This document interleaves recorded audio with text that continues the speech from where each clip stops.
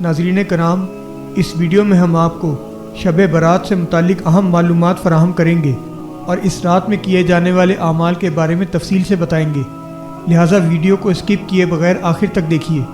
یہ رات شعبان کی 14 تاریخ کو سورج غروب ہونے سے شروع ہوتی ہے اور 15 تاریخ کی صبح صادق ہونے تک رہتی ہے۔ شعبان المعظم کے مقدس مہینے کی یہ 15ویں شب برات کہلاتی ہے۔ برات کے معنی ہیں بری ہونا۔ چونکہ یہ رات اکثر گناہ گاروں کے گناہوں سے بری ہو کر دوزخ سے چھٹکارا پانے کا باعث بنتی ہے، اس لیے اسے لیلۃ البرات کہتے ہیں۔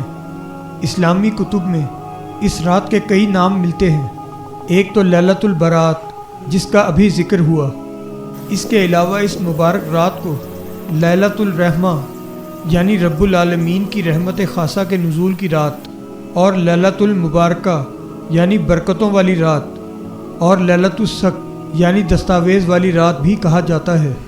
شب برات میں حضور صلی اللہ علیہ وآلہ وسلم نے خود بھی شب بیداری کی، دوسروں کو بھی شب بیداری کا حکم دیا، اور نہ صرف حکم دیا بلکہ جاگنے کی فضیلت بھی بتلائی۔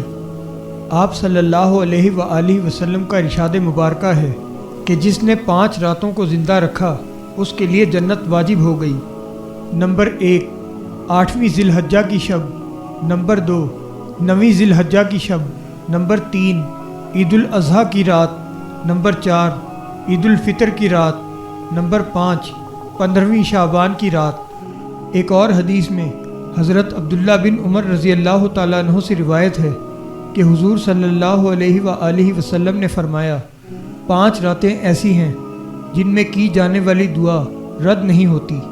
نمبر 1، جمعے کی رات۔ نمبر 2، رجب کی پہلی رات۔ نمبر 3، شعبان کی 15ویں رات۔ نمبر 4، عید الفطر کی رات۔ نمبر 5، عید الاضحیٰ کی رات۔ حضرت نوفل بقالی کا بیان ہے کہ حضرت علی رضی اللہ تعالی عنہ 15ویں شعبان کی شب اکثر باہر آتے تھے۔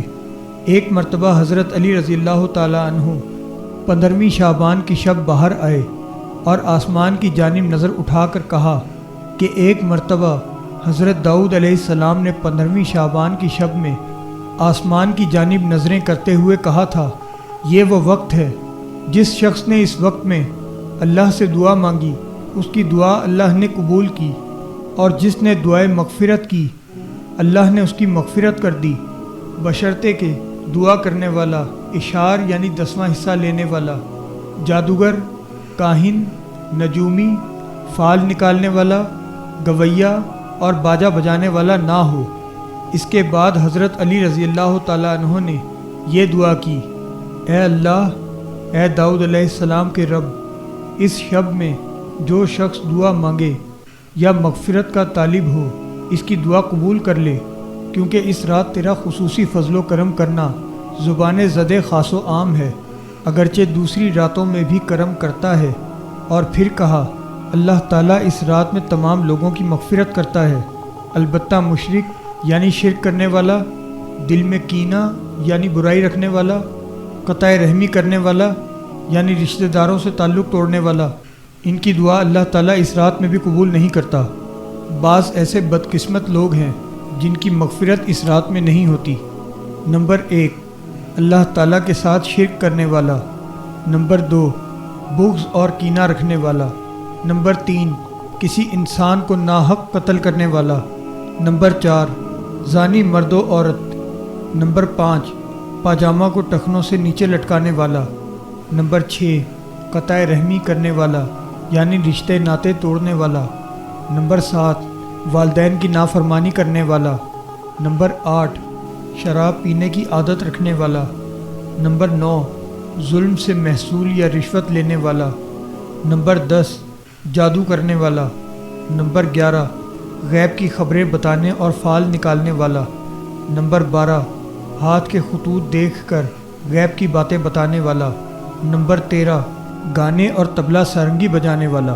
حضور اکرم صلی اللہ علیہ وآلہ وسلم نے حضرت عائشہ صدیقہ رضی اللہ تعالی عنہا کو مخاطب کرتے ہوئے فرمایا، کیا تمہیں معلوم ہے اس رات یعنی شعبان کی 15ویں شب میں کیا ہوتا ہے؟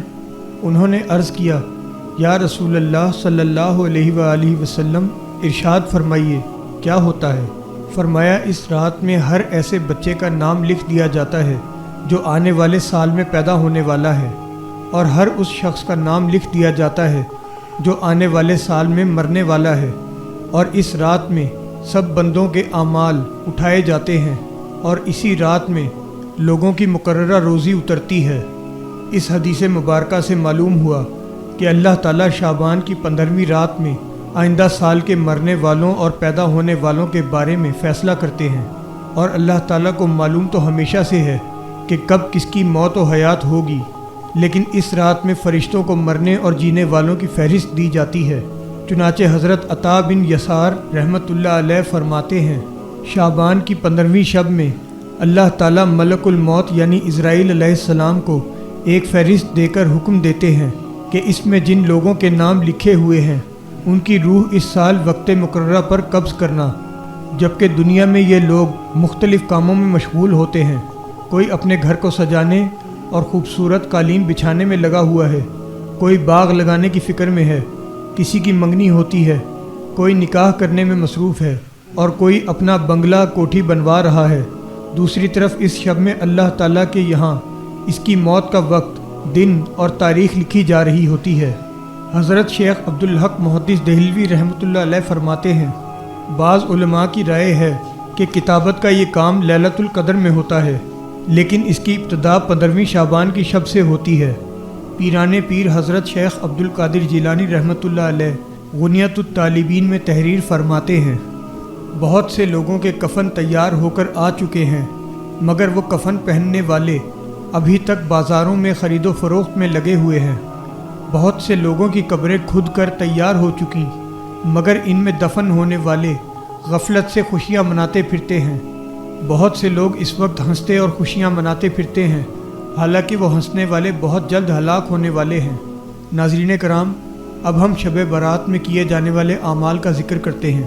اس مبارک شب میں عبادت کے لیے غسل کر لینا مستحب یعنی باعث اجر و ثواب ہے۔ شعبان کی 15ویں شب میں قبرستان میں جا کر مردوں کے لیے دعا و استغفار کرنا مستحب ہے۔ عشاء اور فجر کی نماز باجماعت تکبیر اولیٰ کے ساتھ ادا کریں۔ رات کو جاگ کر کثرت سے نوافل پڑھیں، خصوصاً صلاۃ التسبیح۔ اللہ تعالیٰ سے اپنے لیے مغفرت مانگیں اور اپنے جائز مقاصد کی دعا کریں۔ اگلے روز یعنی 15 شعبان کو روزہ رکھنا مستحب ہے، اور احادیث میں اس کی بہت فضیلت آئی ہے۔ ناظرین کرام، امید ہے کہ یہ معلومات آپ کے لیے فائدہ مند ثابت ہوں گی۔ اس مبارک رات میں اپنی دعا میں ہمیں بھی یاد رکھیے گا۔ میں نے تو جواہر اسلام کو سبسکرائب کر لیا ہے، اب بھی کر لیں تاکہ نئی آنے والی تمام اسلامی ویڈیوز کے نوٹیفیکیشنز آپ کو ملتے رہیں۔